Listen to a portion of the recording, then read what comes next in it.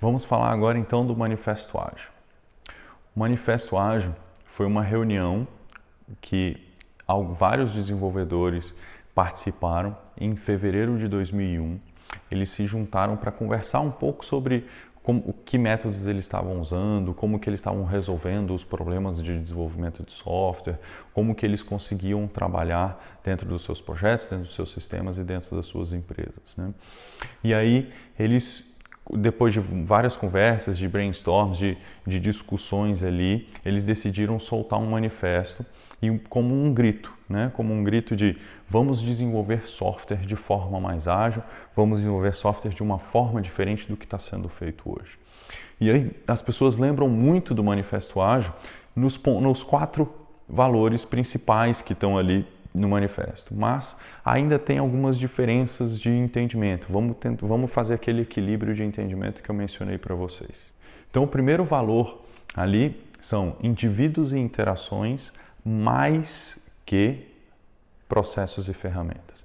Então, o manifesto está dizendo que valoriza mais indivíduos e interações mais do que processos e ferramentas. Não é o ao invés de. Primeira coisa que as pessoas confundem um pouquinho no manifesto, né? As pessoas acham que é um lado ao invés do outro. Não, é indivíduos e interações mais que processos e ferramentas. A gente vai continuar tendo processos, ferramentas dentro das nossas empresas, dentro dos métodos ágeis, dentro do processo de desenvolvimento de software, dentro da nossa gestão, dentro do nosso trabalho no dia a dia. Mas, em vez de a gente ficar concentrado nos processos e nas ferramentas, vamos entender as pessoas, vamos valorizar essa interação entre as pessoas. Um exemplo que eu posso trazer para você, eu já citei, né, o exemplo do desenvolvedor pensando só no seu espaço, pensando só na documentação, mas é muito comum as pessoas nas empresas olharem para o processo e ficarem fixos aqui naquela visão de processo, né? Se a pessoa não abrir um processo, se as pessoas não mandarem um chamado, se a pessoa não mandar um parecer por escrito, se a pessoa não fizer um procedimento específico, a coisa não acontece, né? E aí você olha para o procedimento, olha para aquilo que está escrito e inclusive entende que não é tudo da realidade e você só olha para o documento e só vai naquela linha, né? Outras situações que a gente vê nas empresas não, mas a ferramenta está dessa forma, não, mas a ferramenta diz para a gente seguir desse jeito. E aí você tem pessoas, indivíduos que precisam concluir um trabalho, que estão ali conversando e negociando uma situação, mas as pessoas ficam muito presas ao processo e à ferramenta. Então, por isso que o manifesto puxa uma visão de valorizar mais as pessoas e as interações. O segundo valor que o manifesto puxa é software em funcionamento mais que documentação abrangente. Então ele diz que valoriza mais o software em funcionamento do que uma documentação abrangente. E aí percebam, primeiro que não é ao invés de. Então, dentro do Ágil, você tem documentação de software sim, você tem planejamento, você tem estruturação, você tem o que for necessário para você desenvolver aquele software. Mas o software precisa estar funcionando. Aquele exemplo que eu dei para vocês do desenvolvedor que estava colocando algo equivocado dentro do sistema porque o documento dizia ele estava olhando só para a documentação. Wilson Rice já disse lá no artigo dele em 1970, ele já questionou quanto de documentação realmente é necessária para a gente desenvolver o sistema. Ele estava questionando a quantidade de documentação, ele não estava dizendo nem que deveria ser menos, nem que deveria ser muito, mas ele questionava já. E aí os processos anteriores ao Manifesto Ágil, o processo unificado do RUP, o Ration, né, que as pessoas lembram muito ali desse processo de orientações muito grandes, de diagramas de caso de uso, de especificações de caso de uso, passo a passo, um detalhamento muito grande vinha sendo feito por essas pessoas, muito foco na documentação e pouco foco no software funcionando. O software funcionando é a unidade de medida que a gente precisa. A gente precisa medir quanto de software está realmente em produção. Uma das coisas que acabam acontecendo nas empresas é você contrata para desenvolver um software que vai ser entregue daqui a um ano, passa 2 meses, a única coisa que aquela empresa que foi contratada entregou foi documento. 2 meses entregando só o documento e as pessoas acham que está tudo bem, porque tem muito trabalho sendo feito, porque está todo mundo trabalhando. Cara, não! A gente precisa entregar software em funcionamento o quanto antes. Quanto antes a gente conseguir disponibilizar software, melhor. Depois vem o valor colaboração com o cliente mais que negociação de contratos. Então, contratos vão continuar existindo. Isso é inevitável, a gente vai continuar tendo pessoas contratadas para desenvolver um software, para fazer um produto, para entregar alguma coisa para a gente, né? Mas, em várias situações no dia a dia, a gente percebe empresas, pessoas que já estão com o mesmo contrato há 3, 4, 5 anos. E esse contrato só vem sendo renovado ano a ano. E aí o cliente pega e pede uma coisa nova. Por quê? Porque o mundo mudou, porque precisa de uma mudança, precisa de uma melhoria naquilo que a pessoa está fazendo, naquele software que está sendo negociado. E aí do outro lado a pessoa se atenta só ao contrato. Não, mas não está no contrato. Isso pode virar um problema muito grave dentro da organização. Você precisa conseguir entender as mudanças que acontecem no tempo. Ah, tudo bem, mas você precisa renovar aquele contrato, você precisa fazer um aditivo, você precisa fazer um processo bem estabelecido. Tá, mas então vamos diminuir um pouquinho essa visão de contrato, vamos detalhar ele um pouco menos. Ele está muito detalhado, ele está escrevendo cada uma das coisas, cada passo a passo que você precisa fazer no seu dia a dia. E isso engessa o seu processo, engessa o seu trabalho no dia a dia. Se a gente deixar ele um pouco mais alto nível e deixar que as pessoas colaborem entre si, e aí colaboração, ida e vinda. Né? A colaboração de um lado para você pedir uma coisa nova, mas do outro lado você cede e retira alguma coisa de que você colocou.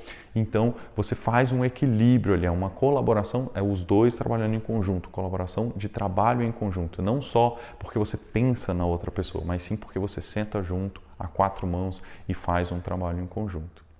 E aí a gente vai para o último valor, né? Responder às mudanças mais do que seguir um plano. E aí eu acho muito interessante esse valor do ágil, porque ele puxa uma visão muito forte o mundo está mudando constantemente e a gente precisa responder a essas mudanças, né? A gente, quando faz um plano muito extensivo, a gente deixa tudo no mínimo detalhe, muitas vezes a gente engessa o processo.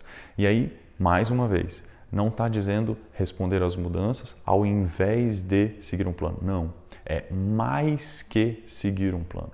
Então esse plano vai continuar existindo, a gente vai fazer planejamento. Dentro do ágil existe planejamento. Eu já ouvi algumas pessoas falando que dentro do ágil não existe planejamento. Existe sim, só que a gente entende essas mudanças e respeita essas mudanças e quer usar essas mudanças como um diferencial competitivo. Se a gente conseguir usar essa mudança, ao invés de seguir o plano especificamente, a gente também vai conseguir fazer alguma coisa diferencial. Ah, mas eu preciso seguir o plano, senão eu não vou a lugar nenhum. Ok, qual que é o equilíbrio entre isso? Quanto de planejamento você precisa fazer e o quanto esse planejamento engessa o seu processo, o quanto você precisa de flexibilização. O que a gente está tentando trazer é o tipo de equilíbrio que você precisa fazer. Não é um planejamento extenso. A gente falou sobre planejamento numa das aulas, né? Quando a gente puxa uma visão de planejamento muito extensa, que a gente gasta várias horas, vários dias, vários meses fazendo planejamento e não sai do lugar, isso é altamente prejudicial. A gente precisa entender as mudanças que estão acontecendo, planeja, responde a mudança, planeja de novo, responde, executa, testa, verifica, aprende, faz um novo planejamento e assim vai. E aí você vai respondendo às mudanças, valorizando pessoas, tendo colaboração e com software em funcionamento. Mas o texto mais importante do Manifesto Ágil não são esses 4 valores.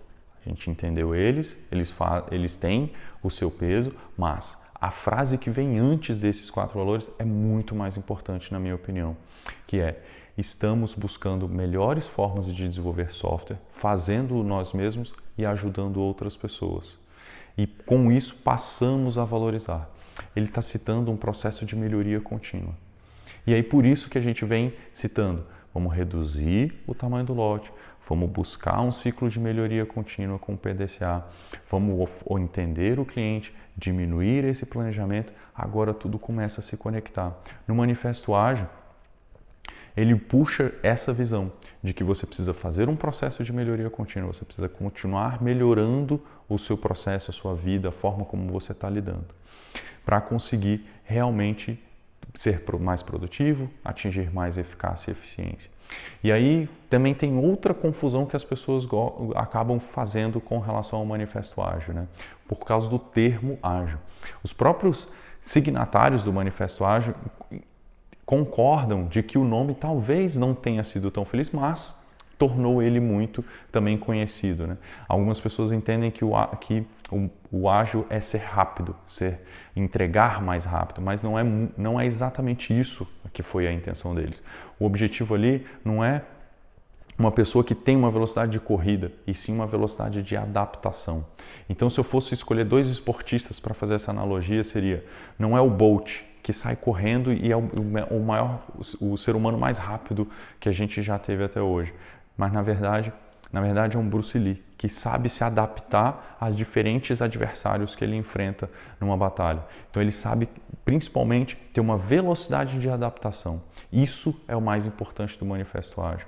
E aí a gente puxa o que vem depois desse manifesto, e aí vem as atualizações. O Scrum já vinha antes, né, do manifesto, e um dos signatários do Manifesto Ágil foi um dos criadores do Scrum, e aí teve o criador do XP, criador de outras metodologias.